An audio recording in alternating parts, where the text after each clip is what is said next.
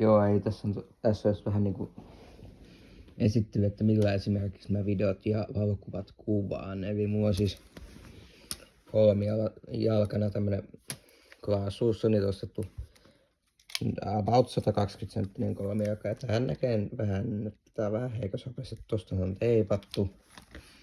Tuohon on pitänyt vetää naama, että koska jos mä vetäisin tän putken,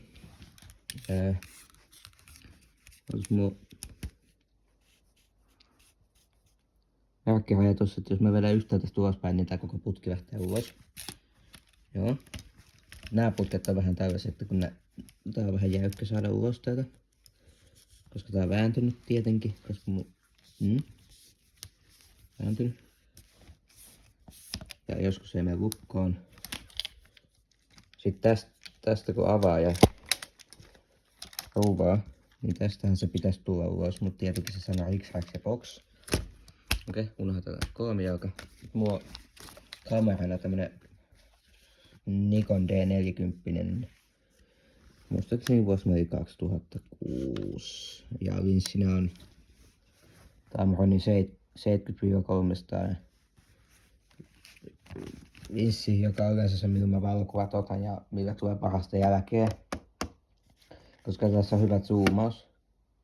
Sitten ehkä tulevaisuudessa tuun käyttää, jos mä onnistun jotenkin, niin tällaista Canonin vuosimain 2014 kameraa, mutta tässä on vaan se, että tässä on vähän huono akku, että tää akku on ihan kuollut.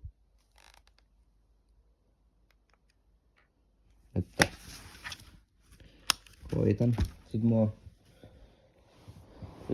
tuohon kameraan on myös tämmönen, missä on 18-50 linssi. Tässä on parempi kuvanlaatu, mutta zoomi on niin vähäinen, että mä käytän tää oikeastaan vaan hyvin harvoin. Sitten mulla on, mutta en oo Junia kuvannut ikinä, niin tällainen linssi. Tää toimii, mutta hyvin vaikea käyttää. Kuvat mä siirrän aina koneelta puhelimeen. Ja on tässä muistikortin lukija tai sitten USB-kaapeli. Koska nyt on talvi ja mun iPhone 12 ei kauhean hyvä akukesto, niin mulla on aina powerpankki tietenkin mukana kuvauksissa. Ja no niin, siinähän se onkin. Mä koitan nyt seuraavaksi opettaa käyttää tätä. Ja saatan ehkä tehdä videonkin tällä. Mutta no itse asiassa näytetään vielä tästä nopein. Eli mun ikkunalaudalla vähän hätänauloja.